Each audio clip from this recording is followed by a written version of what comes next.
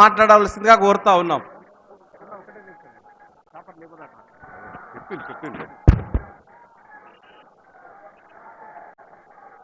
వేదిక పైనటువంటి మన గౌరవ ముఖ్యమంత్రి వర్యులు మిత్రులు రేవంత్ రెడ్డి గారు, రాష్ట్ర బీసీ రవాణా శాఖ మంత్రులు పున్న ప్రభాకర్ గారు, అలాగే శాసనసభ్యులు ఆది శ్రీనివాస్ గారు,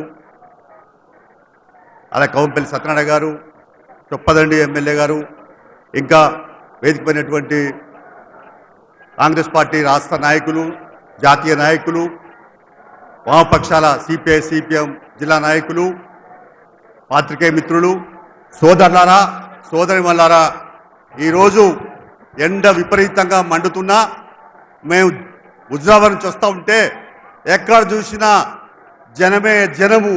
అంటే ఇవాళ కాంగ్రెస్ అభ్యర్థిగా ఉన్నటువంటి వెల్చాల రాజేంద్రరావు గారి విజయాన్ని కాంక్షిస్తూ వేలాది మంది తరలి వచ్చిన మీ అందరికీ పేరు పేరున సిపిఐ రాష్ట్ర పార్టీ వైపు ఉదయపూర్వక నమస్కారాలు తెలియపరుస్తా ఉన్నాను.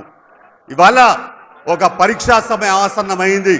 ఇవాళ దేశంలో ప్రజాస్వామ్యం ఉండన్నా వద్దా, నియంత్రితం కావాలా, ప్రజాస్వామ్యం కావాలనే ఒక చర్చ సాగుతున్నది. నరేంద్ర మోడీ 10 సంవత్సరాల అధికారంలో కొనసాగుతూ పూర్తిగా ప్రజాస్వామ్యాన్ని పాతరేశారు, నిరంకుశంగా నియంత్రితంగా వివరిస్తున్నారు.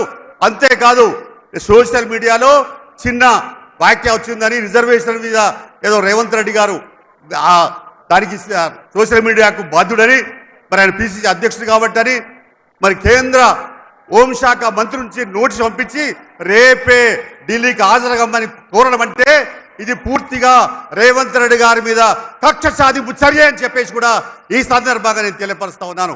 మనందరికీ తెలుసు, మరి తెలంగాణలో కూడా సెంటిమెంట్ రాజకీయాలతో అధికారంలోకి వచ్చిన మరి కేసీఆర్ కూడా రేవంత్ రెడ్డి గారిని జైల్లో పెట్టి అనేక ఇబ్బందులు పాలు చేసినా మరి మొక్కవని ధైర్యంతో గట్టి మనిషి, ఉక్కు మనిషి, ఏ భయాలకు ఎవరు బెదిరించినా బెదిరే మనిషి కాదు.